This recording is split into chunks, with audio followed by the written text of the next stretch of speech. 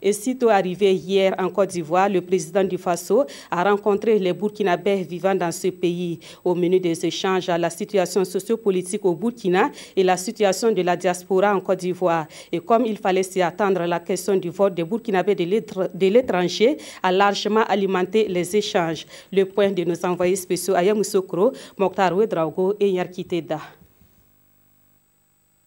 Longtemps attendus, les Burkinabés de Côte d'Ivoire peuvent enfin s'offrir le plaisir d'échanger avec le président du Faso. Au menu des échanges, les sujets sensibles du moment. En tête, les questions de la justice, avec les crimes de sang et les crimes économiques restés toujours impunis. Nous devons travailler à ce que nul ne soit au-dessus de la loi. Tous ceux qui ont fauté, tous ceux qui ont posé des actes qui vont à l'encontre des intérêts du peuple burkinabé devront répondre devant les juridictions de leur pays. Loin de la mère patrie, certes, mais la diaspora burkinabé en Côte d'Ivoire attache du prix à la réconciliation nationale. La réconciliation pour nous, ça a des conditions. La première des conditions, c'est la vérité. La deuxième des conditions, c'est la justice. Et la troisième des conditions, c'est la réconciliation. On ne peut pas se réconcilier sur quelque chose que quelqu'un ne reconnaît pas. Les Burkinabés de Côte d'Ivoire ne souhaitent plus entendre parler du report du vote des Burkinabés de l'extérieur.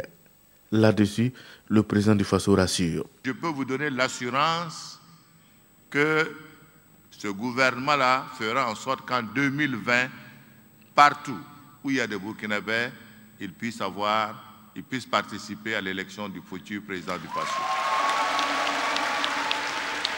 Les questions foncières ont été également posées avec le déguerpissement de producteurs burkinabés dans plusieurs zones de plantation, dont le cas le plus patent est celui du Mont Peko.